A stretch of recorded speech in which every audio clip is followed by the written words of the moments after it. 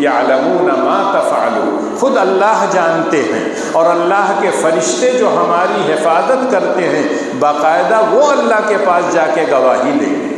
آتا ہے کہ دنیا میں جب تک ہم لوگ رہیں گے اللہ تعالیٰ نے فرشتوں کی باری متعین کر رکھی، دن میں کچھ فرشتوں کی ڈیوٹی، رات میں کچھ فرشتوں کی ڈیوٹی، اور باقاعدہ ڈیوٹیاں ان کی عصر اور فجر میں بدلتی۔ عصر کے وقت جن لوگوں کی دن میں ڈیوٹی ہے ان کا آخری وقت ہے، اور رات میں جو ڈیوٹی پر آنے والے ہیں ان کا شروع میں ہے۔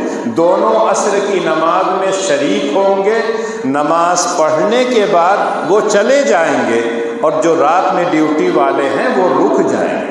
فجر میں اسی طرح سے دن والے آ جائیں گے، دونوں نماز میں شریک ہوں گے۔ ان قرآن الفجر کان مشہودا، فرشتے اس نماز میں شریک ہوتے ہیں، اور جن کی ڈیوٹی دن میں ہے وہ رہ جائیں گے، اور جو رات میں ڈیوٹی بجا چکے ہیں وہ چلے جائیں گے۔ اور جب اللہ کے پاس جاتے ہیں تو اللہ پوچھتے ہیں میرے بندوں کو کیسے پائے ہو؟ تو وہ فرشتے کہیں گئے تھے تو نماز پڑھ رہے تھے، آئے ہیں تو نماز پڑھ رہے ہیں۔ اسی لیے قرآن آپ سے کہتا حافظوا علی الصلوات والصلاۃ الوسطی وقوموا للہ قانتین، تمام نمازوں کی پابندی کیجیے، پنج وقتہ نماز پابندی سے پڑھیے، اور عصر کے وقت خاص طور سے پڑھیے۔ فرشتے حاضر ہوتے ہیں، اور وہ بہت سی جگہوں پر آرام کا وقت ہوتا ہے، اور کہیں کہیں کاروبار کا وقت ہوتا ہے، مئو وغیرہ میں چلے جائیے، مبارک پور، تو وہی ٹائم بازار کے کیا ہے ایک دم بھیڑ بھاڑ کا وقت رہتا ہے۔ کوئی آدمی اس کو چھوڑ کر اللہ کی آواز پر جائے حی علی الصلاۃ حی علی الفلاح نماز پڑھنے، تو وہ اللہ ہی کا بندہ ہو، اپنے کاروبار کو چھوڑ کر اللہ کی عبادت کرنے کے لیے جا رہا ہے۔ تو اللہ کی طرف سے فرشتے متعین کرامن کاتبین ایک ایک چیز کو لکھ رہے ہیں، خود اللہ جانتے ہیں۔ آپ کے یہ تمام اعضاء کل اللہ کے سامنے گواہی دیں گے۔ الیوم نختم علی افواہہم وتکلمنا ایدیہم وتشہد ارجلہم بما کانوا یکسبون، ہمارے ہاتھ، ہمارے پیر، ہماری زبان، اللہ اس روز زبان کو قوت گویائی سے محروم کر دیں گے، اور یہ سارے اعضاء کا بیان کریں۔ آنکھ کہے گی مجھ سے یہ گناہ کروایا تھا، ہاتھ کہے گا یہ گناہ مجھ سے کروایا تھا۔ جب آپ کے اعضاء خود آپ کے خلاف گواہی دیں گے، اللہ کی کتاب جو ہمارے گھروں میں رکھی رہتی ہے بڑے اچھے غلاف میں کر کے طاقوں پر سجائے رہتے ہیں، القرآن حجت لک او علیک، یہ قرآن کل اللہ کے پاس جا کے آپ کے حق میں گواہی دے گا یا آپ کے خلاف گواہی دے گا۔ اے اللہ مجھے لے تو گیا تھا لیکن طاق میں صرف سجا کے رکھا تھا، اور کبھی کبھی تو وہ طاق میں ایسا رکھ دیتا تھا کہ اس پر گرد و غبار جم جاتا تھا، مکڑی کے جالے پڑ جاتے تھے، لیکن کبھی وہ ہاتھ نہیں لگاتا تھا۔ یقیناً آپ کے خلاف وہ گواہی دے، اور جب آپ قرآن کو پڑھیں گے، سمجھیں گے، عمل کریں گے، تو وہی قرآن جا کے کہے گا اے میرے مولا اس نے اپنی نیند قربان کر دیا تھا، مجھ کو پڑھتا تھا، سمجھتا تھا، لوگوں تک پہنچاتا تھا، اور اس کے مطابق خود بھی عمل کرتا تھا۔ جب قرآن کوئی گواہی دے گا تو اللہ تعالیٰ اس کی گواہی کو قبول کرے گا۔ خود اللہ کے رسول کہا کرتے تھے اقرأوا القرآن فإنه يأتي يوم القيامة شفيعا لأصحابه، اے لوگو قرآن پڑھا کرو، اس لیے کہ قرآن کل قیامت کے دن تمہارے حق میں گواہی دے گا، اور جب نہیں پڑھیں گے تو آپ کے خلاف گواہی دے گا۔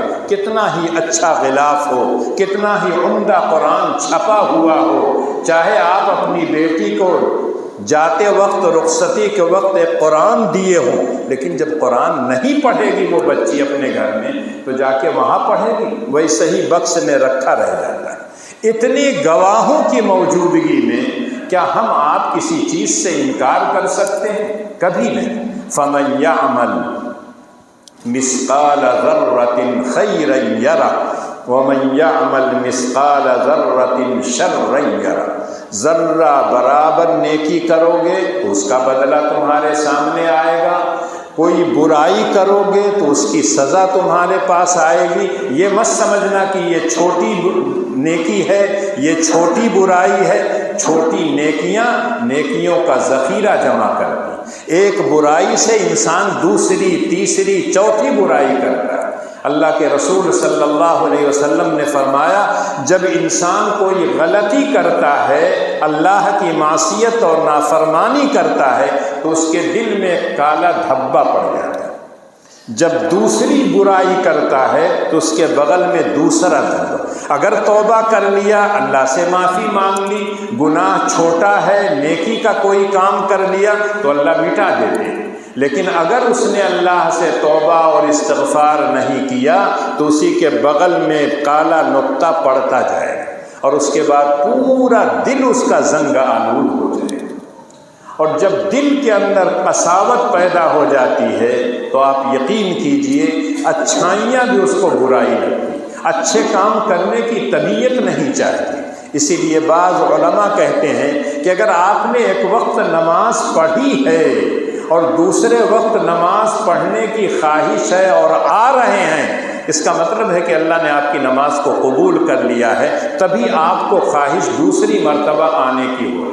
خود اللہ کے رسول نے فرمایا جس کو مسجد میں آتے جاتے دیکھو فَاشْهَدُوا لَهُ بِالْإِيمَانِ، اس کے دل کو مت ٹٹولو، جب وہ آ رہا ہے اللہ کے گھر میں تو یہ سمجھ لو کہ وہ مومن ہے، اللہ کا بندہ ہے، اللہ کے گھر کو آباد کرنے کے لیے آیا ہے۔ آپ کو یہ حق بالکل نہیں ہے کہ آپ کہیں ریاکار ہے، مکار ہے، بالکل آپ کو حق ہے۔ یہ تو وہ جانتا ہے، علیم بذات الصدور، میرے دل میں کیا ہے کوئی انسان نہیں جانتا جب تک میں زبان سے نہ کہوں۔ اسی لیے اللہ کہتے ہیں میں تو دلوں کے بھید کو جاننے والا۔ ایک مرتبہ حضرت ابو ہریرہ رضی اللہ تعالی عنہ نماز پڑھ رہے تھے نفل، کسی شخص نے دیکھ لیا، نماز سے جب فارغ ہوئے تو اس نے بڑی تعریف کی، ابو ہریرہ بڑی نفل نماز پڑھتے ہو، اللہ تعالیٰ نفل پہ بے پناہ ثواب دیتے ہیں۔ تو اللہ کے رسول صلی اللہ علیہ وسلم کے پاس حضرت ابو ہریرہ گئے کہ اللہ کے رسول ایسا واقعہ ہوا، کیا یہ ریاکاری اور مکاری میں تو نہیں شمار ہوگی؟ تو اللہ کے رسول نے جانتے ان سے کیا پوچھا کہ جب تم نماز پڑھنے کے لیے کھڑے ہوئے تھے تمہارے دل کے کسی کونے کسی گوشے میں یہ خیال تھا کہ مجھ کو لوگ دیکھیں میری تعریف کریں؟ کہا اللہ کے رسول یہ نہیں، میں تو صرف اللہ کے لیے نماز پڑھوں۔ تو اللہ کے رسول نے فرمایا کہ یہ ادھار نہیں، یہ تو نقد تم کو نیکی اور بدلہ مل گیا۔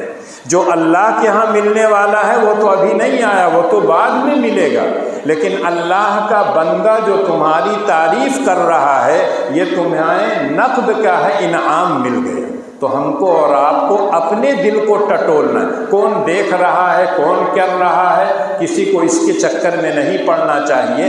اپنا دیکھیے کہ ہم جو کام کر رہے ہیں اگر اس میں اخلاص ہے، للہیت ہے، تو یقینی طور پر اللہ کے ہاں قبول ہوگا۔ اور اللہ کا یہ وعدہ ہے وَإِنَّمَا تُوَفَّوْنَ أُجُورَكُمْ يَوْمَ الْقِيَامَةِ، کہ قیامت کے دن پورا بدلہ ملے، اس میں ذرہ برابر کوئی کمی نہیں ہوگی کہ ایک نیکی چھوٹ جائے، ایک نیکی کم ہو جائے، کچھ نہیں۔ حدیث میں آتا ہے کہ جو لوگ جنتی ہوں گے باقاعدہ ان کی فہرست بنائیں گے فرشتے، اور بنا کے اس کے بعد ٹوٹل بھی مار دیں تاکہ بیچ میں کوئی آدمی اس میں کسی کو داخل نہ کر سکے۔ اگر اتنا اللہ نے انتظام کر رکھا ہے تو جو لوگ صرف خوش فہمیوں میں مبتلا ہیں کہ ہم دنیا میں جیسے چاہیں زندگی گزار کے چلے جائیں، ہمارے باپ دادا کیا ہے ایمان والے تھے، ہمارے باپ دادا مسلمان تھے، ہم بھی جنت میں جائیں گے، اللہ سے کسی کو رشتے داری نہیں۔ اللہ کے ہاں اصول اور دستور چلتا ہے، اپنا وہ تعارف خود کراتا، اللہ احد، اللہ الصمد، لم یلد ولم یولد ولم یکن لہ کفوا احد۔ اللہ ایک ہے، بے نیاز ہے، سارے لوگ اس کے محتاج ہیں، وہ کسی کا محتاج نہیں ہے، نہ اس کا کوئی باپ ہے، نہ اس کا کوئی بیٹا ہے، نہ اس کا کوئی شریک ہے۔ اگر اللہ کی ذات ایسی ہے تو یہ نہیں ہوگا کہ فلاں کو اللہ بخش دیں گے، فلاں کو اللہ جہنم میں ڈال دیں گے۔ اللہ کے ہاں جو اصول جو دستور ہے اس کے مطابق کا ہے، اللہ اس کو دیکھیں گے۔ اگر اس اصول پر کھرا اترتا ہے تو جنت کا حق